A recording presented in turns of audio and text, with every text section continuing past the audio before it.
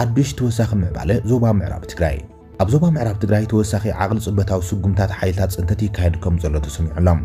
እቲ ኣብ መሬት ምዕራብ ትግራይ ዳግም ይካየድ ዘሎ ገበናት ሰራዊት ምክልኻል እውን ዝሳተፈሉ ዘሎ እዩ ኢሎም እቶም ፍልፍላት ሓበሬታ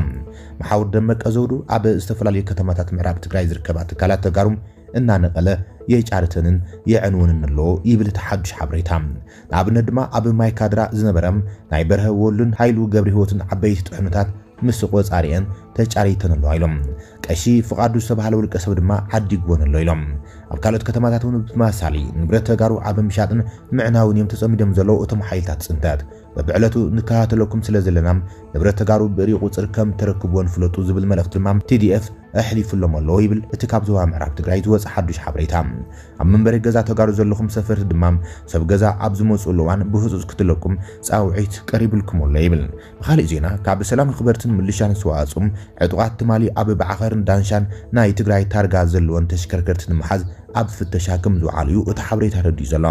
ኣብዚ ተግባር ድማ ሰራዊት ምክልኻል ኢትዮጵያውን ተሳታፊ ከም ዝኾነ እዩ እቲ ምዕባለ ዘረድም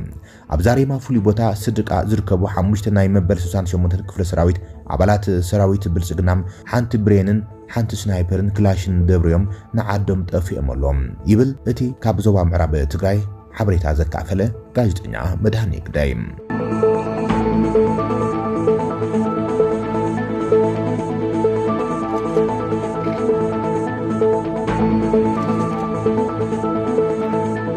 አንጻር ስርዓት ግደፍ ብረታው ቃልሲ ተጀሚረሎም ዝተፈላለዩ ግንባራት ድማ ተጣይሸነሎም እቲ ብረታው ቃልሲ አንጻር መንግስቲ ኤርትራ በዓለም ለኻዊ ህዝባዊ ምንቅስቃስ ብርጌድና ሐመዱ ዝተጀመረም